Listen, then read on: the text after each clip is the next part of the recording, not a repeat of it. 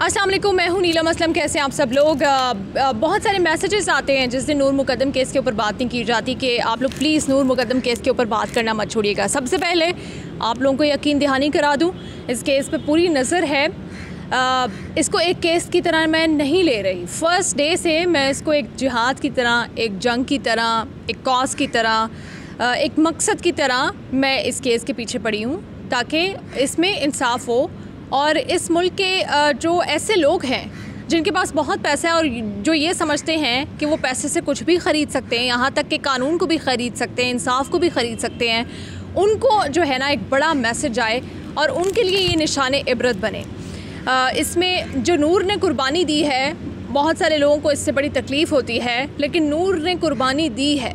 नूर इस दुनिया से गई है। अल्लाह ने नूर से बड़ा काम कराया है। बड़ा काम ये कराया है कि इस तरह के लोग, हमें पता भी नहीं था ये हमारे आसपास थे। इस्लामाबाद के लोगों को पता भी नहीं होगा, F7 के लोगों को भी पता नहीं होगा कि उनके घर के पास इस तरह के ख़तरनाक लड़का रह रहा था और वो एक गिरोह की सूरत में, उसके जो दोस्त थे वो भी इस तरह के काम कर रहे थे। ये F7 के लोगों को भी नहीं पता होगा। नूर ने अब कुर्बानी दे के इन लोगों को एक्सपोज कर दिया है। जो वो कहती थी ना इनको एक्सपोज करना है, उसने इनको एक्सपोज कर दिया। एक बड़ी ख़बर है आप लोगों के लिए, एक बहुत अच्छी ख़बर है मैं कह सकती हूँ आप लोगों के लिए। लेकिन उससे पहले मैं आप लोगों को कुछ बातें बताना चाहती हूँ। जिन लोगों को ये गलत फहमी है कि ये केस कमज़ोर समत में आगे बढ़ रहा है या इस केस में कुछ नहीं होगा, इस केस में बहुत कुछ होगा।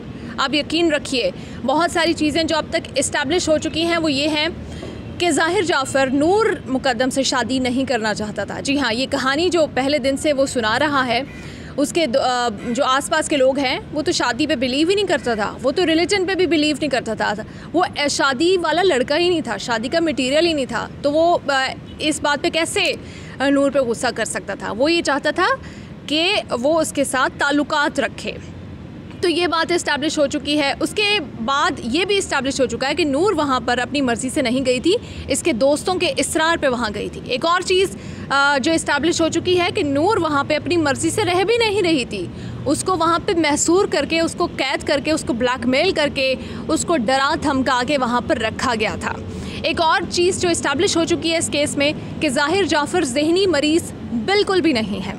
एक और बात जो इस केस में आया हो चुकी है कि इसके माँ बाप को इस कत्ल का पता था, थेरेपी वर्क्स की टीम को इस कत्ल का पता था।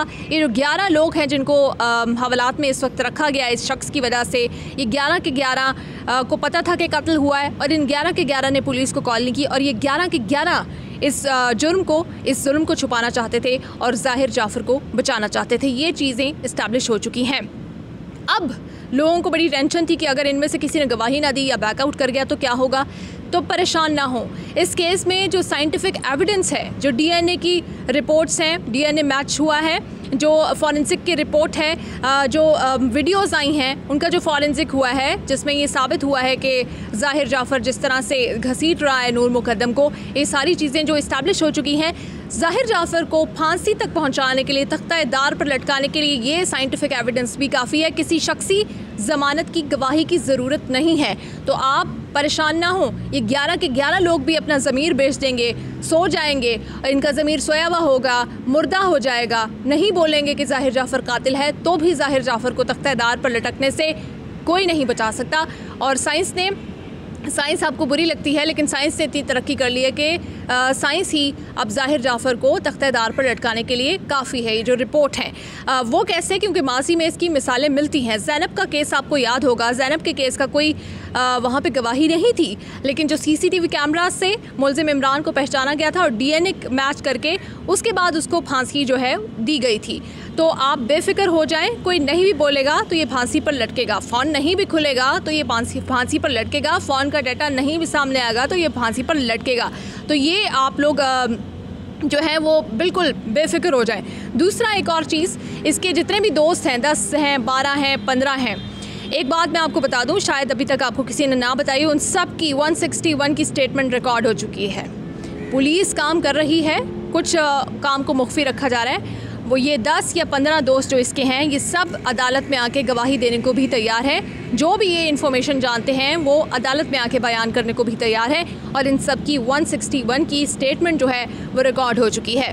तो जो लोग ये कहते हैं कि ज़ाहिर जाफ़र बच निकलने में कामयाब हो जाएगा, तो मैं उनको ये बता दूं कि इस शख्स को फांसी तो होगी, सज़ा भी होगी, अदालतें सज़ा भी सुनाएंगी। अदालतों के पास कोई चॉइस भी नहीं बची इसको सज़ा ना सुनाने की। इसके साथ जो इन्वॉल्व हैं उनको भी सज़ा होगी।